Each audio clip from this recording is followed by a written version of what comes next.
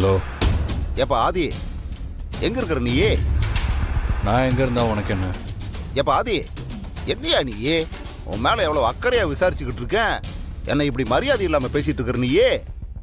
இந்த பார், நான் உன்னை உயிரோட விட்டு வச்சிருக்கேன்னா அதுக்கு காரணம் ஆண்டாலும் அழகரும் தான். திரும்பவும் என்னை கோவப்பட வைக்காத. ஏய், கோவப்படாதியா. இப்போ உனக்கு என்ன பிரச்சனை? உன் அம்மா காணாம போனதுக்கு நான் தான் காரணம். உனக்கும் பாரதிக்கும் பிரச்சனை வர்றதுக்கு காரணமும் நான் தான். அன்னைக்கு ஆண்டாள ஆளை வச்சு குத்துனதும் நான் தான். அதனால தானே என் மேல இம்புட்டு கோவமா இருக்கிற நீயே. ஏய் என்னையா? அதனால தானே? ஏ ஆமாப்பா, அம்புட்டியும் நான் தான் பண்ணேன். இப்ப இன்னொன்னையும் சேர்த்து பண்ண போறேன். என்னப்பா அமைதியா இருக்கிற நீயே? என்ன சொல்ல வரேன்னு புரியலையா உனக்கு? இப்போ உங்க அம்மா எங்க இருக்காங்கன்னு தேடி கண்டுபிடிச்சு நான் தான் கொல்ல போறேன்.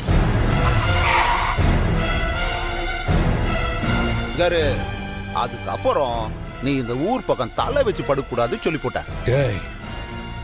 என்ன பத்தி நீ தெரியாம பேசிட்டு இருக்க. டேய், அதெல்லாம் தெரியும்டா.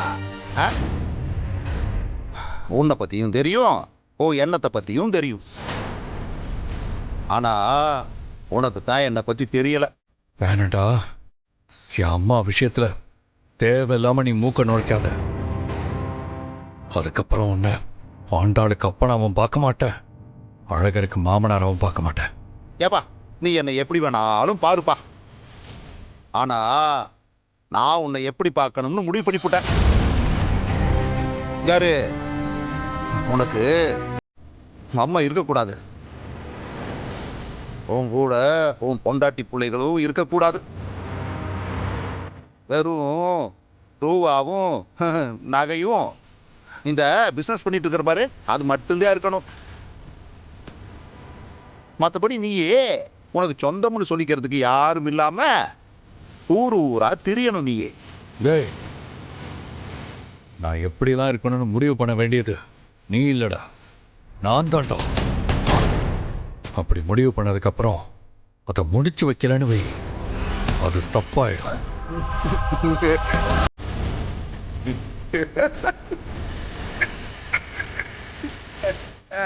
சிரிச்சுக்கடா, நல்லா சிரிச்சுக்கோ. உன் வாழ்க்கையில நீ சிரிக்கிற கடைசி சிரிப்பு இதுவாக தான் இருக்கும். ஏப்பா ஏய், இங்காரு சந்தோஷத்தையும் நிம்மதியும் தள்ளி போடுறதுக்கு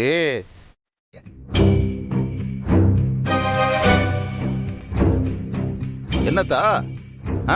உடம்பு மட்டும்தான் இங்க இருக்கு, மனசெல்லாம் வேற எங்கேயோ இருக்கு போல் இருக்க. என்னத்தா, என்னால கட்டின புருஷனையே எதிர்த்து நிக்க வேண்டிய நிலைமை வந்துருச்சேன்னு யோசிச்சுட்டு இருக்கியா நீயே? ஏத்தா, உனக்கு பிடிக்கலன்னா சொல்லிப்போடு, இப்பவே போய் வாபஸ் வாங்கிட்டு வந்துருவோம். பா, நான் அத பத்தி யோசிக்கலப்பா. நான் பாரதிய பத்தி தான் யோசிச்சுட்டு இருக்கேன்.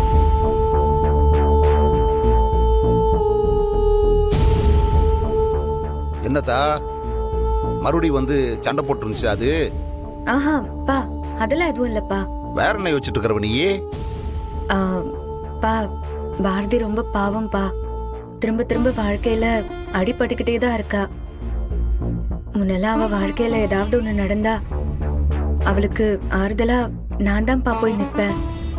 ஆனா இந்த தடவை உங்களால இப்படி ஆயிடுச்சுன்னு அவ தப்பா நினைச்சிட்டு இருக்கிறதுனால என்னால அவளை ஆறுதல் படுத்தவும் முடியல, அவளுக்காக ஃபீல் பண்ணாமலும் இருக்க முடியலப்பா. பா, அவளை ஒரு தடவை பார்க்கணும் போல ரொம்ப குற்ற உணர்ச்சியாவே இருக்குப்பா.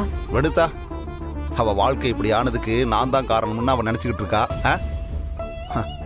ஆனா அது உண்மை இல்லைன்ட்டு நாம எப்படி அவளுக்கு புரிய வைக்கிறது? பா, புரிய வைக்கணும்பா.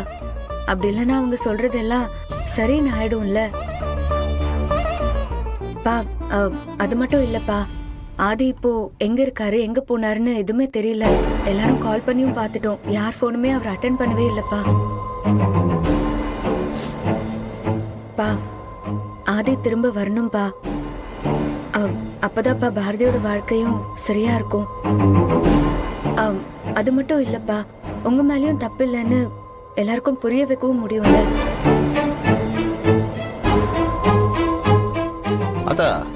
சொல்றதெல்லாம் சரிதான்.